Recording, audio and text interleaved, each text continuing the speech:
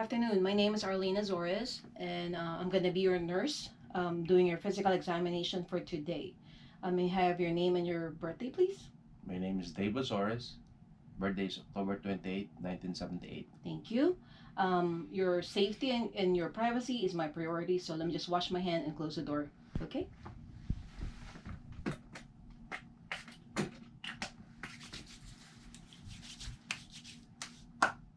And then I'm going to be asking you to lay down on our table.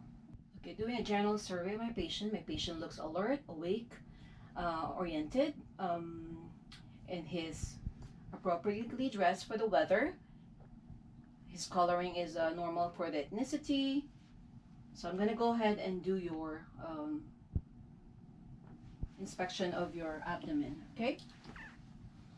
Your abdomen, looking at your abdomen, it looks symmetric. I don't see any scarring, no hernia. It's rounded and symmetrical. I'm gonna go ahead and do your auscultation. So I'm going to be doing your auscultation of your abdomen from the right lower quadrant.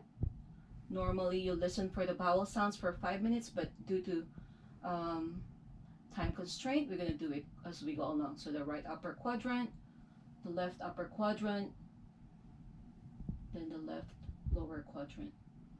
So normal bowel sounds are present, audible, and around 5 to 10 per minute. I'm going to be listening, auscultating for the vascular sound using the bell of my stethoscope, starting from the abdominal aorta, which is right below the xiphoid process, the right and the left renal arteries, then the right and left iliac arteries, and then the right and the left femoral arteries. And it's all normal. I didn't hear any brew or hushing sound. Cushion of your abdomen. So normally, abdominal sounds are tympanic. And then I'm going to go percuss for your liver. So from a tympanic sound, you're going to listen for a dull sound. So about here. And then from the resonant sound of the lungs, going down until you hear a dull sound. This is to measure the liver span. So it's about here. So normal liver span is about 6 to 12 centimeters, which is normal. I'm going to percuss for the spleen. Normally the spleen is underneath the rib cage and you won't hear any dullness. So it stays tympanic sound. That means there's no enlargement of the spleen. Doing light palpation of the abdomen using one hand, about 1 centimeter deep. Looking for any masses, tenderness, or rigidity. And I didn't feel anything, so that's normal. And then I'm going to go ahead and do some deep palpation. So this is about 3 to 5 centimeters using 2 hands. Looking for any tenderness or rigidity, any masses or herniation. I didn't feel anything, so that's normal. I'm going to go ahead palpate the liver. So I'm going to be putting my non-dominant hand, and then I'm going to be palpating the liver right here, a little bit deep, and then I'm going to ask the patient to deep breathe and hold it. So right here. I'm going to do the same thing with the spleen.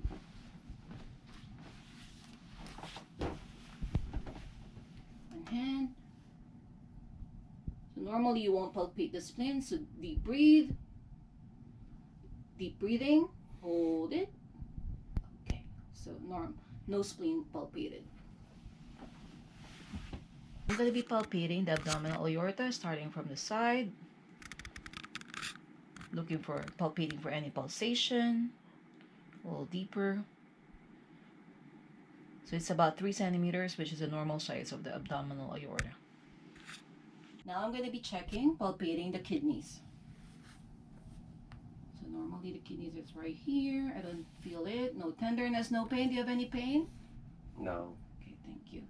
I'm going to be checking for the costovertebral vertebra angle, CVA tenderness. Any pain? No. Any pain? No. Okay, thank you. Inspecting your clavicle, your scapula, and your shoulders. I don't see any deformity. Everything is equal. Alright, now I'm going to be checking for your joints. Starting from the sternoclavicular joint, going to the clavicles, to the AC joint, to the acromion, coracoid process, your trapezius muscle here, the deltoid, and same thing will be done on the other side. I didn't feel any masses, no tenderness, no swelling, no pain.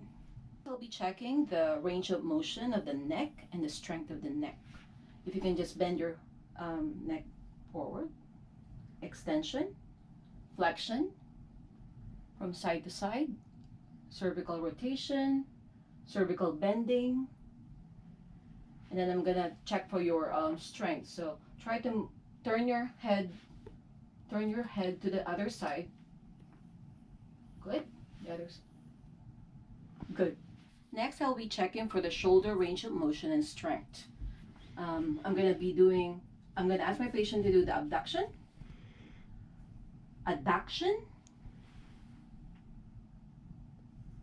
flexion, extension, and then we're gonna do the external rotation by trying to put your hands out, and then internal rotation, touching your back with your thumb.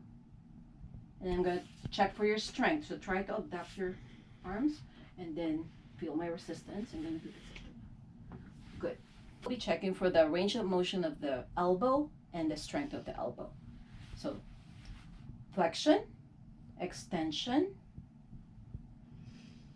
pronation, supination, and then try to flex. Good. Against my resistance. All normal. Checking for the upper extremity reflexes, starting with the biceps. Ask the patient to relax his arm. Find the bicep tendon here. You can see that the bicep muscle was shortened and then some flexion of the forearm. Next one is the brachioradialis reflex. Brachioradialis reflex around here. You can see that there's some flexion and supination of the forearm. Next one, biceps reflex. I'll ask my patient to relax his arm, supporting it right here. Relax your arm. There you go. You can see that there's some extension of the forearm. All the upper extremity reflexes are normal, 2+, which is the brisk or normal reflex. Checking for the pulses of the upper extremity, starting with the brachial pulse, which is at the bicep tendon, antecubital fossa, then down to the radial pulse, which is at the thumb side of the wrist. Pulses are regular, palpable, 3+, and strong. Pulse rate is about 72. Next, I'll be inspecting the hand.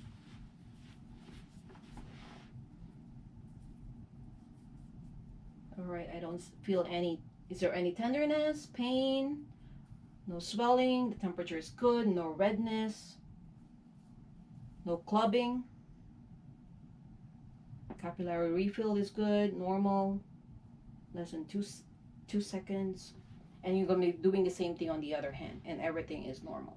Position of the hand and the wrist and its strength. So pronation, supination, radial deviation, ulnar deviation, abduction and adduction, flexion, and extension. Very good. And the opposition, try to your pinky and your thumb. All right. And then try checking for the grip strength for the other side. Very good, very strong. And then the check for carpal tunnel is the balance test. If you can do this, for a minute. Do you feel any tingling? All right, so it's negative for Fallon test, which is a carpal tunnel syndrome test. Everything's normal. The hips.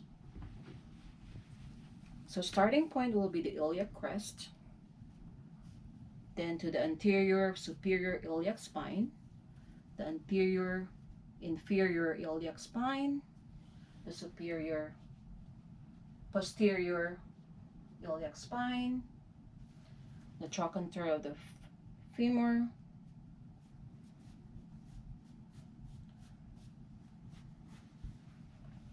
I don't see any pain or tenderness, any rigidity, any involuntary movement, so everything is normal. Now I'm going to be checking for the range of motion. So we're going to do abduction, which is away from your body, adduction towards your body, flexion, extension, and then external rotation and internal rotation of the hips, the knees, and then the range of motion and strength of the knees. So checking for the kneecap or the patella, the joint line, the medial and the lateral joint line, the tibia, the fibula, the quadricep muscle. Any pain or tenderness? I don't feel any masses. No pain, no tenderness, no warmth, and no swelling. And you're going to be doing the same thing on the other side. Everything is normal. So the knees. So you're going to do flexion, extension away from your body, and then you can go down, internal rotation and external rotation. And then I'm going to try to check for the strength of your knees. So try to extend it. All right, everything is normal. In the ankles and the feet. So everything looks symmetrical, no deformity, no scarring, no swelling, no redness.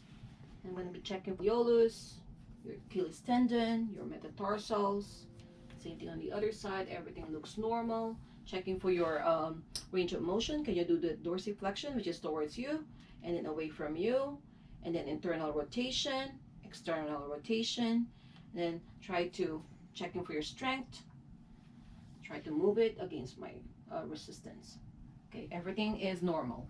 Pulses of the lower extremity, starting from the femoral pulses, nice and strong, 3+. The popliteal, nice and strong, 3+. Posterior tibial, nice and strong, 3+. And then the dorsalis pedis, nice and strong, 3+. All normal. Next would be the reflexes of the lower extremity. I'm going to start with the patellar reflex or the knee jerk. So let the patient relax and dangle his leg. And then you're going to, just below the kneecap would be the tendon. One more time. You will see that the patient is trying to dorsiflex. Then the next one is the Achilles or plantar reflex. So with the patient dorsiflexing his foot, I'm going to do the Achilles tendon. There you go. The patient's trying to do the plantar flexion, which is normal. Next, I'll be doing the superficial abdominal reflex by creating a scratching motion towards the umbilicus and checking for any quivering of the abdominal muscle, and I don't see anything, so that's normal. The next one is the superficial plantar reflex by striking the sole of the foot, going up. So you will see that there's a plantar flexion and curling of the toes, which is normal. Checking his spine, like I'll ask the patient to get up.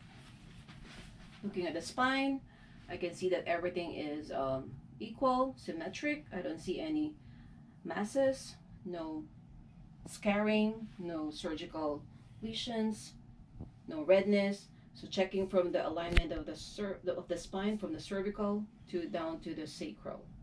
It's normal. And then checking for the the muscles of the back, from the trapezius muscles, the deltoid, everything is normal. Then checking for the range of motion of the spine, you're going to be bending forward, which is the flexion, and then extension is bending backward, then bending to the side, the other side, and rotation going to one side to the other. All right, I didn't see any limitation, everything was moving well, and this is normal. And checking for the strength of the spine, I'm going to ask the patient to lean forward, bend forward, and then try to get up. Okay, and then to the side. All right, everything's normal. I'm going to be checking for the cranial nerves. First is the cranial nerve number 1, which is the olfactory. I'm going to be asking the patient to occlude one nose strip, please. Close your eyes and tell me what you smell. Coffee. And then occlude the other side, please, and tell me what you smell. Orange. All right, everything is normal. 2, which is the optic nerve, which is, I'm going to ask the patient to read the smallest. We're using the Snellen's chart. The smallest letter, please. L, P, F, P, H. All right, very good. And then I'm going to be checking using the ophthalmoscope.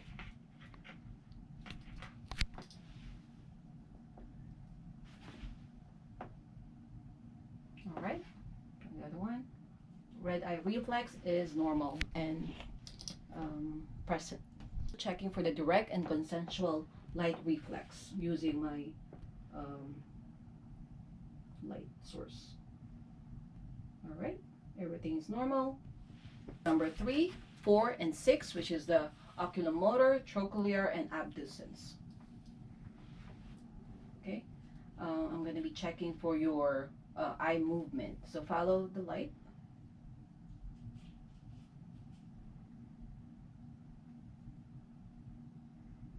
So I didn't see any involuntary eye movement. And then I'm going to be checking for your 6 cardinal signs of gaze. So follow again my light this way using the H pattern.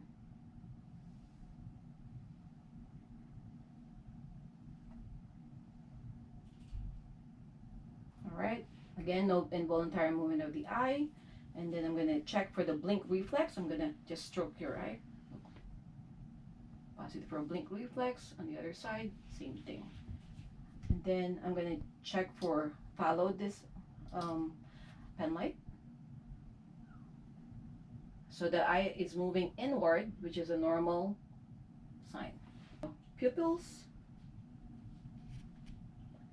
The pupils are equal, round, reactive to light, and accommodation. Checking for the cranial nerve number 5, trigeminal, which is comprising of the temporal, the maxillary, and the mandibular nerve.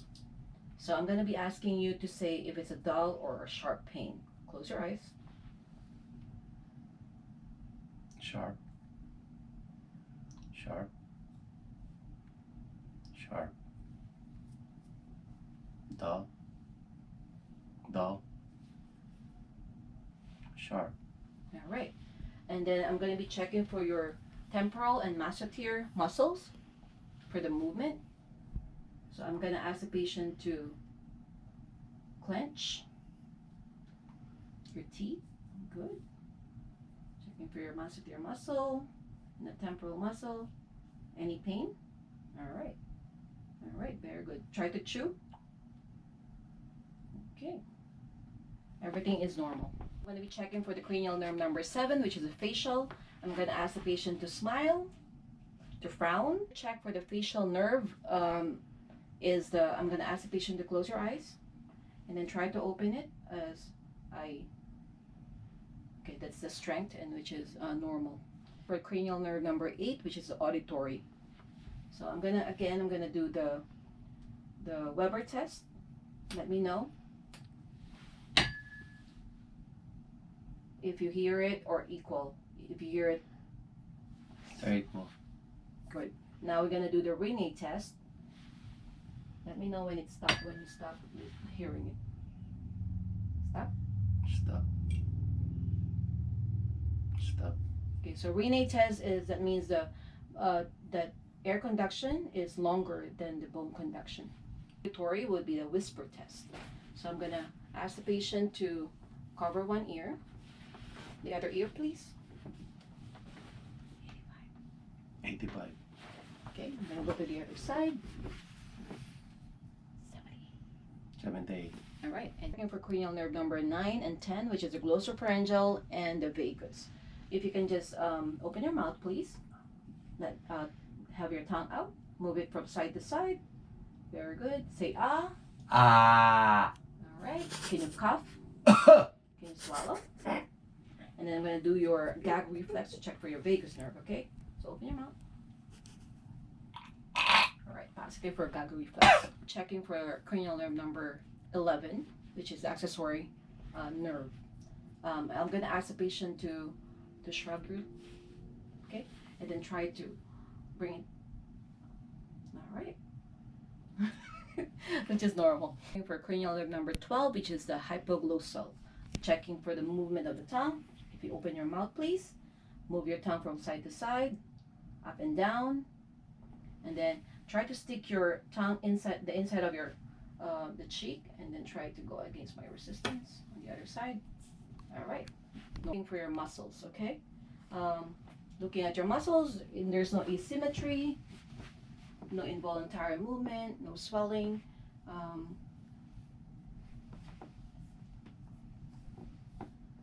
right. Your bicep, tricep. All right. Everything is normal. The deltoid, coracoid process. All right, everything is normal. Checking for the rapid alternating movement. I'm going to ask the patient to move your hand up and down, pronation, supination. Tap your toes, and then try to touch your fingertips. All right, so he was able to do it equally, and that's normal. And then I'm going to be asking him to do the heel to shin test. All right. To the other side.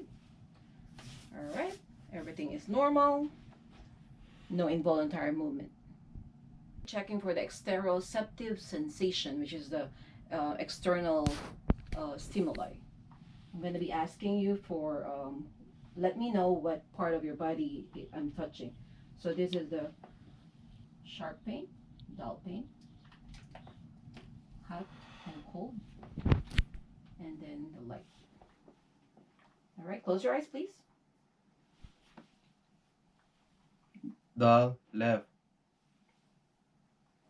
Dull right. Dull right leg. Dull left leg. Sharp right leg. Sharp left. Sharp right. Sharp left. Warm right. Warm left arm.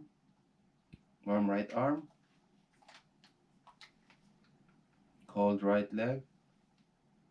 Cold left leg. Cold left arm. All right, so his sensation is normal. Checking for the proprioceptive sensation, which is the ability to identify the movement and the location. So I'm gonna relax your hand. You're gonna let me know if it's up or down. Close your eyes. Up. Down. Down. Up. All right, so it's normal. Respiratory sensation. This is normally they do this for the patient with peripheral neuropathy, diabetic peripheral neuropathy. So you're gonna let me know if you feel the sensation. Okay, close your eyes. You feel the sensation, the vibration. No vibration. Do you feel the vibration now?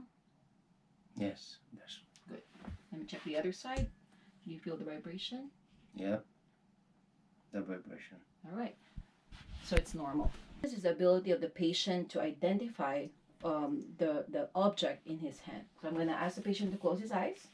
And then let me know which object is this. Feel it? Paperclip. All right. Coin. All right. Keys. All right. So he was able to identify the objects. Synesthesia, which is the ability to identify the number written in the palm of the hand. Close your eyes and let me know what number I'm writing. 3. Move it to the other side. 8. All right. Very good. 2-point discrimination is the ability to distinguish the two simultaneous points that are applied on in the patient. So you close your eyes and let me know if it's a 2-point or a 1-point. 1. 2. 2. 1. All right, so he passed the test. Extinction is when the patient neglects the double simultaneous stimulation that is applied to him. So close your eyes. Double. Double. Double. Okay, he passed the test. Function. I'm going to ask you to stand, please. Look at me. All right. All right. Everything is symmetrical. There's no weakness on one side. I'm going to ask you to walk. If you can move a little bit and then walk towards me, please. All right. And go back. The balance and the gait is good. Can you tiptoe? Tiptoe. Walk, tiptoe. Walk. And then go back to the point again. Then heels. Walk by your heels. Can you do the heel to toe? And then go back to the point again. And let's do the hopping. Hop, hop, hop. Okay, so my patient was able to keep his balance and everything is symmetrical. The Romberg's test, when I'm going to ask the patient to close his eyes and put your feet together.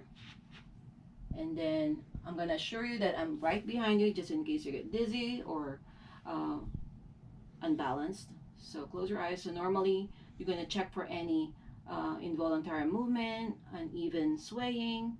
A slight swaying is normal. So this is normal. Then open your eyes, please. I'm going to do the pronator drift test. So I'm going to ask you to extend your arms, pronation, and then close your eyes. So now you're going to be checking for any uneven or drifting of one arm.